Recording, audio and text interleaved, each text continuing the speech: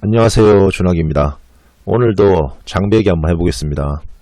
지난번에 제가 릴 설명할 때 저가릴과 고가릴의 체감 차이는 전혀 없다. 낚싯대는 어떨까요, 여러분? 낚싯대도 가격에 따라서 성능의 차이가 있을 거라고 여러분 혹시 생각하시나요? 어떤 분은 저한테 이렇게 얘기하시는 분들이 있었어요. 한 마리라도 자기는 더 잡기 위해서 고가 장비, 고가 낚싯대를 사용한다. 이게 제가 사용하고 있는 낚싯대입니다. 재작년이었나? 일제 불매운동이 일었잖아요. 제가 고가 낚싯대를 싹 다 팔아치웠어요. 판 이유는 불매운동 때문이 시발점이었지만 저는 그것 때문에 판 건 아닙니다. 사실 필요가 없기 때문에 판 것도 있어요. 자, 릴의 가격은 성능과 비례관계가 있어요. 그런데 낚싯대는 다릅니다. 여기 보시면 가격이 올라갈수록 성능이 실제로 올라갑니다. 그런데 제가 릴은 최고가 릴과 저가 릴이 체감 차이가 없다고 했어요. 성능 실제로 올라갑니다. 실제로는. 하지만 이 부분이 너무 미세해서, 즉 저가 릴이 가지고 있는 이 성능과 고가 릴이 가지고 있는 이 성능의 이 갭 차이가 너무나 미비하기 때문에 성능의 차이가 실제로 있지만 체감 차이가 없다고, 체감할 땐 체감할 수가 없다고 얘기를 드린 겁니다. 그런데 낚싯대는 어떨까요? 낚싯대, 고수분들은 이렇게 얘기를 해요. 가격하고 상관없다. 자신에게 맞는 낚싯대가 최고의 낚싯대다. 이렇게 얘기를 합니다. 왜 그럴까요? 그리고 그게 실제로 맞을까요? 자, 낚싯대는 가격이랑 성능이랑 릴과 다르게 아무런 상관관계가 없어요. 즉, 아무 의미가 없다는 소리입니다. 왜 그런지 제가 설명을 해드리겠습니다. 오늘 논리적으로. 자, 이게 실제로 제가 낚시한 사진인데요. 보시면 민물 장비입니다. 가물치 장비나 베스 장비로 농어나 부시리 낚시를 해요. 아무런 문제가 없죠. 자, 이게 베스인데요. 반대로 이거는 바다 낚싯대입니다. 바다 아징대라고 정갱이를 잡는 낚싯대예요. 그걸로 베스 낚시를 해요. 게다가 합사라인까지 사용하죠. 바다에 사용하는. 자, 바다 낚싯대로 민물 낚시도 합니다. 아무런 문제가 없어요. 조과의 어떤 차이가 있냐? 아니요. 조과의 차이가 오히려 더 좋을 때가 있어요. 자, 왜 그런지 설명을 해드리겠습니다. 왜 낚싯대는 가격과 성능에 상관관계가 전혀 없는지 설명을 해보겠습니다. 좋은 낚싯대란 그러면 뭔가에 대해서 디파인을 해보겠습니다. 제가 생각하는 좋은 낚싯대란 고기를 가장 잘 잡을 수 있는 낚싯대가 좋은 성능을 가진 낚싯대입니다. 왜냐하면 아까 이 그래프를 보셨죠? 가격이 올라갈수록 성능이 올라간다. 이게 뭘 의미할까요? 이 성능이란 거는 바로 이 갭을 뜻하는데요. 이 갭은 대체 무슨 의미겠습니까? 그건 바로 조과를 뜻해요. 즉 내가 비싼 낚싯대를 갖고 있으면 더 많은 고기 또는 더 큰 고기를 잡을 수 있어야 그게 바로 좋은 낚싯대라는 의미가 됩니다. 싸다고 또는 비싸다고 이런 가격, 디자인 이런 거와는 별개라는 소리죠. 성능이란 거는 낚싯대의 성능이란 거는 조과로 나타나야 됩니다. 그래야지 그게 객관적인 게 되는 거예요. 자, 그런데 낚싯대의 특성을 제가 나래비를 세우면 어떻게 되겠습니까? 휘임새, 길이, 탄성, 무게, 감도 이런 것들이 있어요. 가장 중요한 것들만 뽑았습니다. 자, 휘임새를 먼저 한번 살펴볼게요. 패스트 액션과 레귤러 액션이 있어요. 어떤 게 더 좋은 걸까요? 여러분 답을 할 수 있습니까? 패스트 액션은 레귤러에 비해서 감도가 좋죠. 그리고 지그헤드를 사용할 때 유리합니다. 허리 힘이 괜찮기 때문에 웜낚시에 유리하죠. 그런데 반대로 레귤러는 어떻게 됩니까? 하드베이트를 멀리 원투할 수 있고 또 하드베이트의 액션이 깨지지 않죠. 패스트 액션의 단점은 레귤러의 장점이 되고 레귤러의 단점은 패스트의 장점이 됩니다. 길이 한번 볼게요. 자, 긴 로드가 좋습니까? 짧은 로드가 좋습니까? 길이가 길면 어떻게 되죠? 휘임새를 이용해서 고기를 제압하기가 편하고 그 다음에 비거리도 좀 더 멀리 나가겠죠. 하지만 단점, 감도가 떨어져요. 그 다음 조작성이 떨어지기 때문에 액션을 주기에 불편합니다. 탄성은 어떻게 되죠? 요즘엔 고탄성 로드가 유행이지 않습니까? 고탄성이면 무조건 좋을까요? 아니죠. 저탄성이 좋을 때도 훨씬 많습니다. 고탄성은 어떻게 됩니까? 감도가 좋고 탄성이 좋기 때문에 루어를 좀 더 멀리 보낼 수 있죠. 쉽게. 근데 탄성이 강하면 숏바이트가 일어나기 쉽고 그런 단점이 있습니다. 자, 무게. 경량이 좋을까요? 중량이 좋을까요? 경량은 카본 블랭크를 얇게 말고 중량은 두껍게 말 수 있죠. 또 가이드가 가이드가 무겁게 달고 또 가벼운 가이드를 다는 거.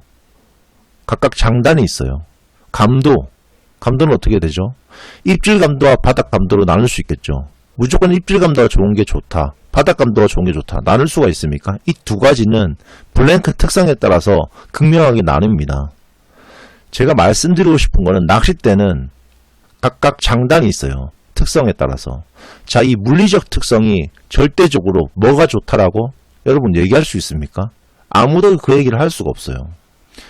자, 감도를 다시 한번 볼게요. 입질 감도를 기준으로 한번 보겠습니다. 왜냐하면 입질 감도를 중요하게 생각하시는 분들이 많더라고요. 자, 입질 감도가 좋은 게 무조건 좋습니까? 자, 입질 감도가 좋으려면요, 로드가 짧아져야 돼요. 그 다음에 경량의 블랭크를 가지고 있어야 됩니다. 익스트라 패스트 힘새로 갈수록 입질 감도가 좋아요. 그 다음에 고탄성 로드로 갈수록 입질 감도가 좋아집니다. 자, 이런 것들이 무조건 좋냐 이거죠. 절대적으로. 짧은 로드가 좋습니까? 그렇다고 얘기할 수 없죠. 무조건 좋다고. 자, 경량의 블랭크 무조건 좋습니까? 경량의 블랭크를 가질수록 파단 강도는 약해져요. 자, 익스트라 패스트 힘새.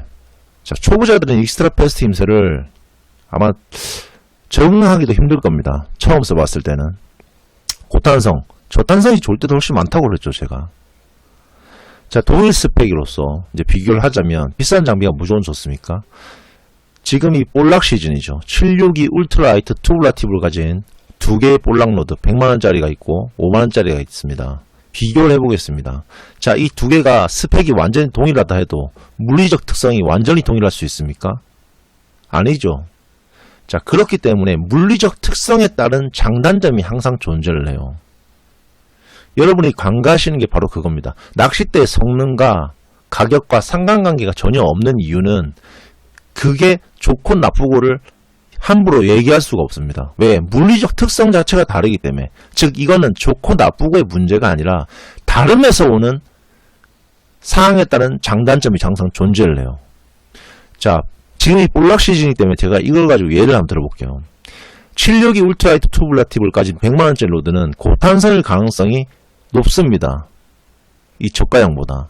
자, 그러면 고탄성이면 어떠한 상황에서 어떤 문제가 발생하냐. 만약에 볼락이 현재 활성도가 되게 떨어진 상태예요. 그렇다면 내가 리트립으로 액션을 주고 있거나 또는 폴링으로 떨어뜨리고 있는데 아주 미세한 숏바이트가 들어오는 상황에서는 좀 더 저탄성 로드인 이 5만원짜리 로드가 훨씬 더 입질 받기가 수월합니다. 조가 차이가 꽤 많이 날 수가 있어요. 아시겠죠? 이런 장단점이 존재해요. 자, 그러면 고탄성은 어떨 때 좋을까요? 활성도가 좋고 허림이 좋기 때문에 활성도 좋고, 예, 스크린되어 있는 상태에서는 빨리 뽑아내고 또 감도가 좋겠죠. 입질 감도가. 이런 장점이 있을 수 있습니다. 즉 상황에 따라서 장단점이 극명하게 나뉘어요. 이거는 가격의 문제가 아닌 거예요. 자, 그래서 자, 게다가 2015년에는 15년부터 저가형 장비가 어종별로 출시가 되고 있어요. 솔티파이터와 다코스가 대표적이죠.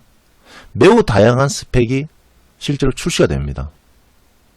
고가로드와 사항별 또는 어종별로 내가 채비를 어떻게 운영하는지에 따라서 또는 어떠한 낚시터, 그러니까 환경 여건에 따라서 좋은 장비, 나쁜 장비는 극명하게 나뉠 수가 있어요. 가격과 상관없이 물리적 특성에 의해서. 자, 처음으로 다시 돌아와서 낚싯대 가격과 성능이 차이가 있으려면 이거 차이는 조가로서 입증을 해야 됩니다. 그래야 가장 객관적일 수 있어요. 나머지는 다 필요가 없는 거죠. 자, 그런데 지금까지 설명을 들었으면 아시겠지만 모든 낚싯대는 저가나 고가나 물리적 특성이 다름에 따라서 장단점이 항상 존재를 합니다. 절대적으로 뭐가 좋다라고 절대 얘기할 수가 없어요. 왜? 항상 장단이 존재하기 때문에. 자, 그래서 같은 대상어라도 낚시 여건 그리고 상황, 내가 어떤 채비를 운용하느냐에 따라 장단이 그때그때마다 바뀌기 때문에 우리는 어떻게 되죠? 채비 운용을 항상 바꿔서 공략을 해야 됩니다. 그렇기 때문에 고성능 낚싯대는, 자, 내가 고성능이다 한다면 그 말은 조가가 좋다에 직결되는 거죠. 근데 그거는 낚시할 때마다 매번 바뀌는 거예요. 자, 그래서 고성능 낚싯대라는 것 자체가 가격이 높고 성능이 좋다, 이런 낚싯대 자체는 말도 안 되는 허상이라는 겁니다. 본인에게 순간 잘 맞았다 하더라도 그거는 그 순간일 뿐이지 절대적이거나 영원하지가 않아요. 환경이 바뀌거나 또 채비가 바뀌거나 그러면은 같은 대상을 할지라도 매 순간 바뀐다는 거예요. 적합한 낚싯대는. 그렇기 때문에 심지어 아무리 자기한테는 좋다고 하더라도 다른 사람은 전혀 안 맞을 수가 있어요. 그 낚싯대가. 그래서 처음에 얘기했던 고수들이 항상 하는 얘기, 가격을 떠나서 본인한테 맞는 낚싯대가 가장 좋다. 이 말은 일리가 있는 말입니다. 공감이 된다는 얘기예요. 왜? 조과와 상관이 있는 건 결국 자기 자신의 낚시 방법 또는 자기가 자주 다니는 낚시터의 여건에 종속적이기 때문에 그런 거죠. 가격하고 상관없다는 얘기입니다. 마지막으로 비싼 낚싯대라도 잘못 쓰면 어떻게 되는지 보여드릴게요. 자, 이 바다에서 낚시꾼들이 광어를 잡으려고 하고 있어요. 요 A란 낚시꾼과 B란 낚시꾼이 있습니다. 이 포인트 여건이 지금 바람 수심이 10m인 직격 포인트예요. 그런데 A는 시마노에서 나온 최고급 농어로드 9.6피트짜리 미디엄 라이트 농어로드로 프리릭을 하고 있어요. 그다음 B는 702 베스로드입니다. 헤비대, 빳빳한 헤비대로 다운샷을 합니다. 수심이 근데 10m나 되기 때문에 이 레귤러 로드의 허리 힘이 훅셋을 받쳐주지 못해요. 아무리 비싼 낚싯대라도 레귤러 로드이기 때문에. 자, 그래서 A는 입질 한번 받았어요. 받긴 받았지만 훅셋에 실패하는 바람에 꽝을 쳤습니다. 근데 B는 어떻게 됐죠? 3마리의 조과를 얻어요. 그래서 A하고 B하고 철수하다가 여기서 철수 이렇게 하다가 만났습니다. A가 보니까 B는 짧은 로드를 썼는데도 3마리나 잡았어요.